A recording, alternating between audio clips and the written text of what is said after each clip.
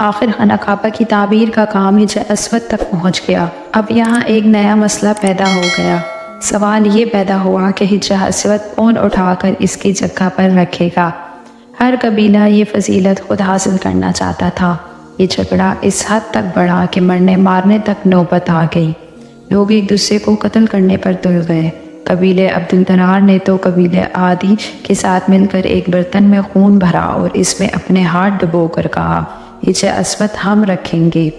اسی طرح دوسرے قبیلے بھی اڑ گئے، تلواریں نیاموں سے نکل آئیں۔ آخر وہ سب بیت اللہ میں جمع ہوئے۔ ان لوگوں میں ابو امیہ بن معزز تھے، ان کا نام حذیفہ تھا۔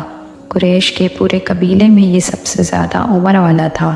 یہ ام المومنین سیدہ ام سلمہ رضی اللہ تعالیٰ عنہ کا بہت تھا۔ قریش کے انتہائی شریف لوگوں میں سے تھا۔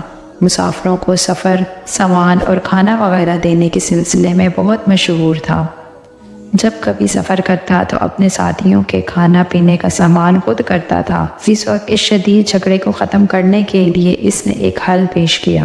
اس نے سب سے کہا، اے قریش کے لوگوں، اپنا جھگڑا ختم کرنے کے لیے تم یوں کرو کہ حرم کے صفا نامی دروازے سے جو شخص سب سے پہلے داخل ہو، اس سے فیصلہ کروا لو۔ وہ تمہارے درمیان جو فیصلہ کرے وہ سب ان کو مان لیں۔ یہ تجویز سب نے مان لی۔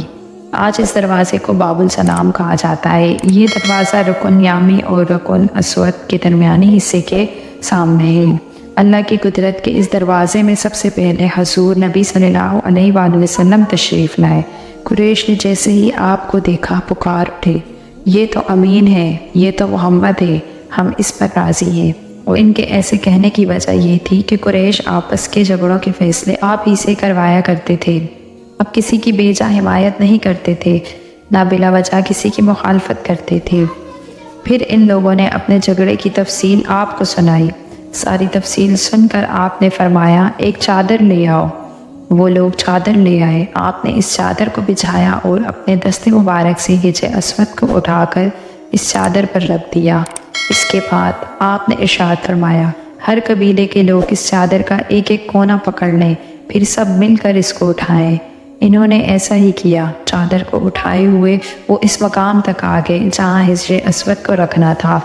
اس کے بعد نبی کریم صلی اللہ علیہ وآلہ وسلم نے حجر اسود کو اٹھا کر اس کی جگہ رکھنا چاہا، لیکن عین اسی وقت ایک نجی شخص آگے بڑھا اور تیز آواز میں بولا، بڑے تعجب کی بات ہے، آپ لوگوں نے ایک کم عمر نوجوان کو اپنا رہنما بنا لیا ہے، اس کی عزت افزائی میں لگ گئے ہو۔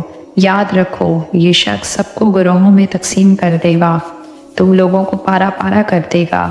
قریب تھا کہ لوگوں میں ان کی باتوں سے ایک بار پھر جھگڑا ہو جائے، لیکن پھر خود ہی انہوں نے محسوس کر لیا کہ حضور صلی اللہ علیہ وآلہ وسلم نے جو فیصلہ کیا ہے وہ لڑانے والا نہیں، لڑائی ختم کرنے والا ہے۔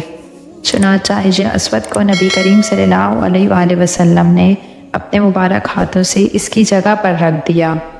مورخوں نے لکھا ہے، یہ نجدی شخص دراصل ابلیس تھا جو اس موقع پر انسانی شکل میں آیا تھا۔